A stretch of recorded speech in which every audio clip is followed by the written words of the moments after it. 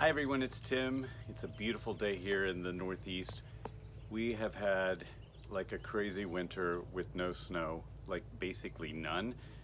We had some really cold days at Christmas. We had a cold day down to 0 for like one night, 0 Fahrenheit that is. And other than that, it's really nice. In fact, today is so nice, I probably could walk around without a shirt on. It's that nice out here. Anyway, I thought I would open up a couple of my palms and just kind of do a welfare check on them today, and thought I'd share that on this channel so you can kind of see what's going on. I'm going to open up my Waggy palm first, and if you watched any of my other videos, this one was just leftover insulation board, and I kind of just threw together a box. It probably is way overkill for a Trachycarpus wagonarius, but the very first year I had it in the ground, I had a spear pull and I had to use peroxide, and ever since then I've been a little leery of just wrapping it like I do my normal Trachycarpus, which you can see over there, that just have a lot of frost cloth and Christmas lights. So this one's heated with Christmas lights, a Thermocube, and then it's got insulation board, so it's way overkill for it, but I thought I'd share that with you. So I have opened this up, and you can see where the fronds were touching the board, got a little bit of brown, but if you look in here, I can show you, it looks really pretty green in there. And I just tried the spear. It's got a really strong spear in here in the center. It's not coming loose, so it looks pretty good.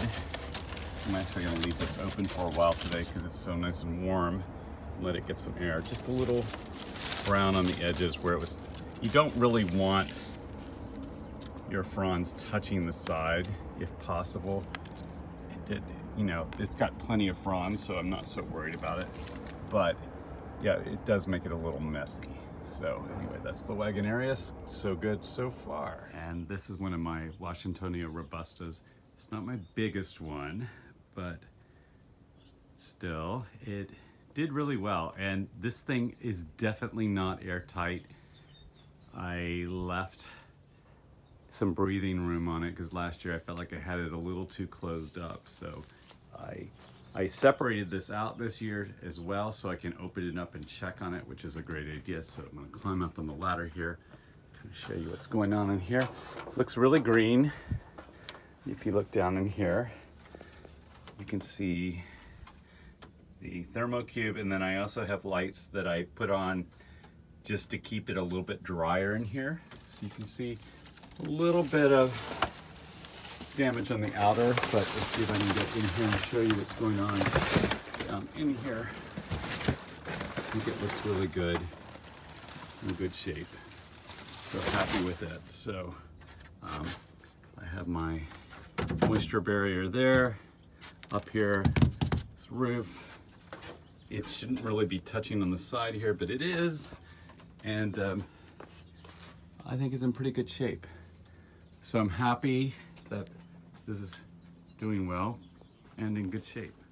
And even though my hardy bamboo looks pretty fried, it will come back just fine. This is the clumping variety, although I have plenty of the invasive variety, which I really love. But I thought I would open up my Phoenix Robolini, also known as the Pygmy Date Palm, and it's doing really well too. So in this one, I actually have a little temperature gauge down here that keeps it, I try to keep it about at 40 in there, and you can see there's an elephant ear that is alive. It's not looking great right now because it's had no sun, and also you will see over here, you can see the light coming through, and it's like, okay, yeah, that's not really airtight. I need to, what happens when the wind blows, the mulch you have put up against the, and you can see right there, I need to hammer that back into place, but luckily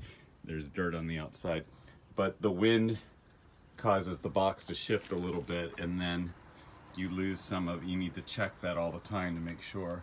But it looks really good. It's nice and green.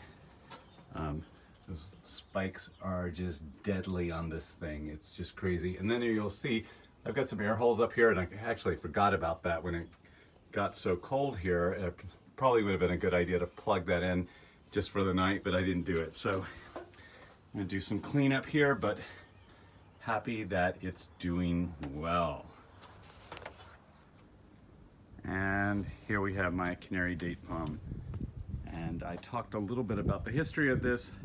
I bought it maybe, it's probably 11 years ago, 12 years ago, online. It has lived in a pot forever and ever and ever. I used to trim the roots off because the roots would just get so big in it.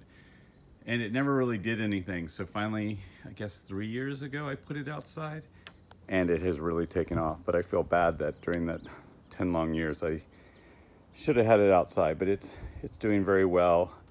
I keep a temperature gauge on it.